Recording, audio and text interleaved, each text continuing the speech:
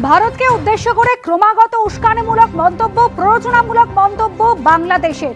আর এবার সরাসরি যুদ্ধের জন্য প্রস্তুত হওয়ার আহ্বান করছেন বিএনপি স্থায়ী কমিটির সদস্য এবং অবসরপ্রাপ্ত মেজর হাফিজ উদ্দিন আহমেদ।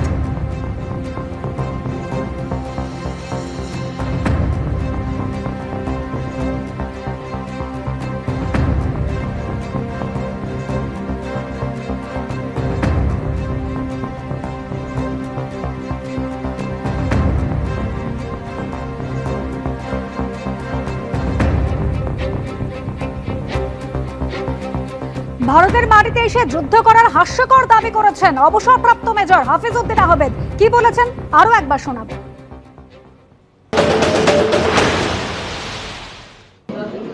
যুদ্ধ করা শুরু করে এই যুদ্ধ আবার তাদের দেশে গিয়ে শেষ হবে।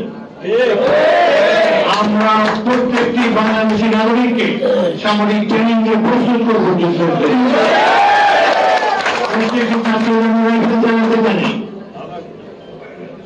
সামান্য ফিল্ড বেসিক মিলিটারি ট্রেনিং তাদেরকে আমরা দেব, যাতে করে কেউ আমাদের দিকে কোনো রক্ত চক্ষু দিয়ে দৃষ্টিপাত করতে না পারে।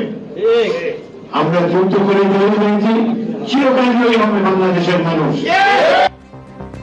যারা ভারতের ওপর আক্রমণ করার কথা বলছে, সম্ভবত তাদের স্মৃতি বিভ্রম হচ্ছে।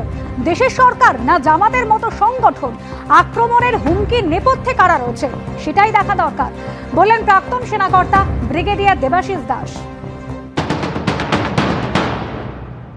আমার মনে হয় এরা একটু স্মৃতিবিভ্রম ঘটেছে, মতিবিভ্রম ঘটেছে। 1971-এর যুদ্ধ হয়েছিল, তখন আমরা দুটো সেক্টরেই একসাথে লড়াই করেছিলাম।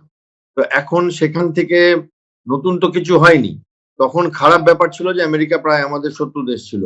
এখন আমেরিকা আমাদের শত্রু দেশ না, তাদের সাথে আমাদের বেচা কেনা চলছে, অনেক অনেক সম্পর্ক উন্নতি। এখন এক প্রকার বলা যায় বন্ধু দেশই আমেরিকা আমাদের, এবং চীন এর মধ্যে ঢুকবে না। বিজয় দিবস পালন হয় 71-এর সেই বিশাল জয়ের জন্য, সেখানে মুক্তিযোদ্ধাদেরও ডাকা হতো। এবার একটা ছিল যে হয়তো তারা আসবে না, বাট এখন আমি শুনতে পাচ্ছি যে বাংলাদেশ সরকার থেকে নাকি তাদের আসবার পারমিশন দিচ্ছে। আমার মনে হয় যতটা সম্ভব যে তারা আসবে, এবং ইন্টারন্যাশনাল প্রেসারে পড়ে তারা দিচ্ছে।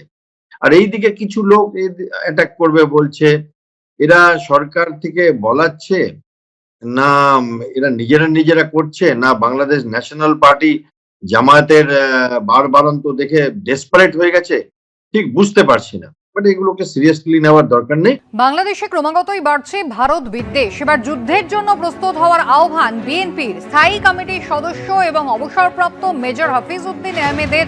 এমনই হুঁশিয়ারি।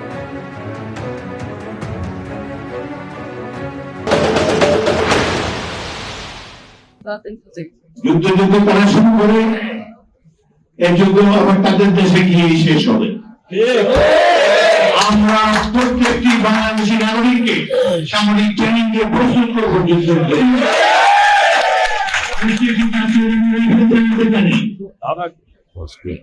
সামান্য ফিল্ড বেসিক মিলিটারি ট্রেনিং তাদেরকে আমরা দেব, যাতে করে কেউ আমাদের দিকে কোনো রক্ত চক্ষু দিয়ে দৃষ্টিপাত করতে না পারে।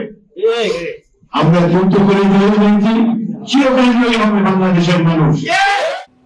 সিংহের সঙ্গে কুকুরের লড়াই হয় না, এমনটাই মন্তব্য করেছেন বিজেপি নেতা দিলীপ ঘোষ। উগ্রপন্থা বন্ধ হওয়া উচিত। যারা নেতা আছেন তারা ভাবা উচিত, বোঝা উচিত ভারতের শক্তি আছে, ম্যাশ করে দেবে বাংলাদেশকে।